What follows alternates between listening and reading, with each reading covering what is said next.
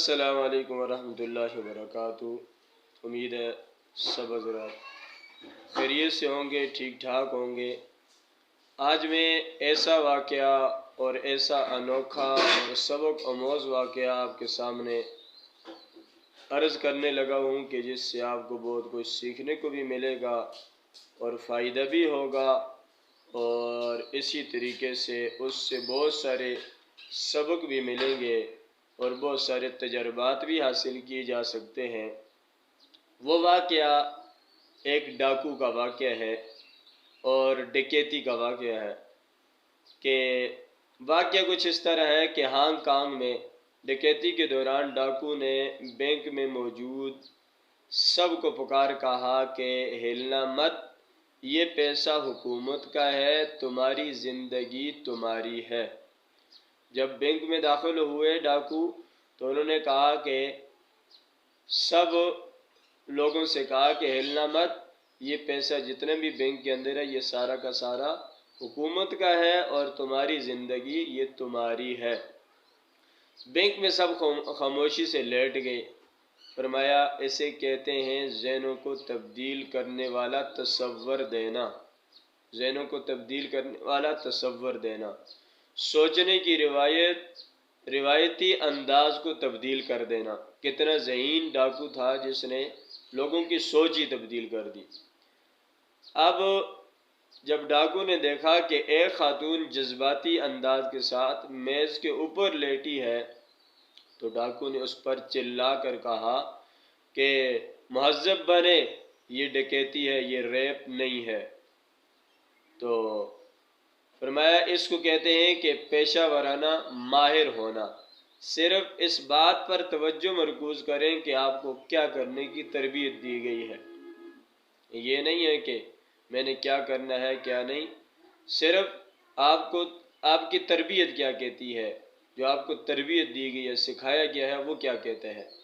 جب ڈاکو بینک سے واپس گھر آئے تو چھوٹا جو ڈاکو تھا جس کی تعلیم تھی MBA، اس نے بڑے ڈاکو سے کہا جس کی تعلیم پرائمری تھی، اس کے پاس اتنی تعلیم نہیں تھا،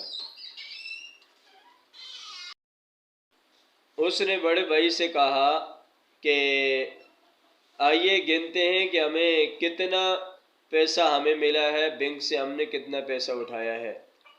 تو بڑے ڈاکو نے ڈانٹتے ہوئے کہا کہ تم بہت بیوقوف ہو، اتنا پیسہ ہے کہ اسے گنتے میں بہت وقت لگے گا، لہٰذا آج رات ٹی وی نیوز ہمیں بتائے گا کہ ہم نے بینک سے کتنا پیسہ لوٹا ہے۔ کہتے ہیں کہ یہ تجربے کی بات ہے اور یہ تجربہ ہے کہ ایک طرف تعلیم والے نے ایسی بات کہی کہ جس کی وجہ سے ان کے وقت ضائع ہو رہا تھا، اور دوسری طرف ایک پرائمری والے نے ایسی بات کی جو تجربے سے ثابت تھی اور اس سے بہت کچھ حاصل کیا جا سکتا تھا۔ آج کل کے لحاظ سے تجربہ کاغذی ڈگریوں سے یہ زیادہ بہتر اور اہم ہے۔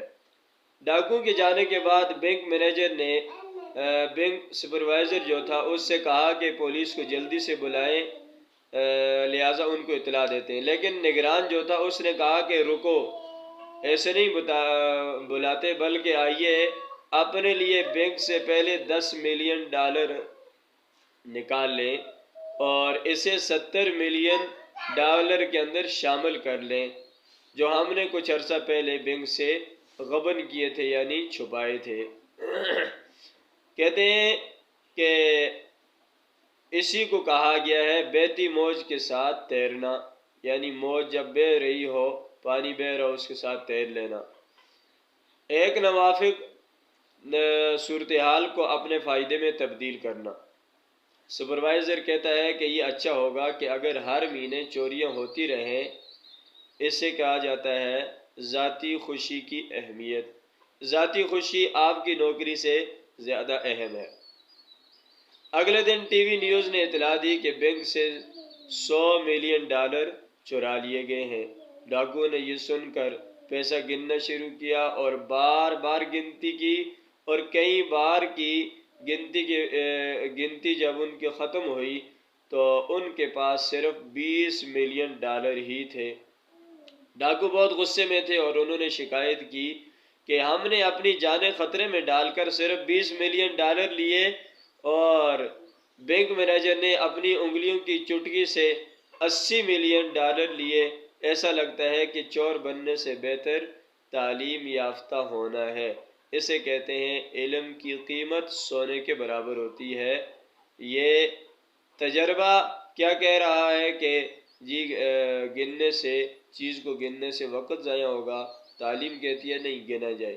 تو تعلیم نے یہ ثابت کر دیا کہ علم کی جو قیمت ہے یہ سونے کے برابر ہے، بلکہ سونے سے بھی کئی گنا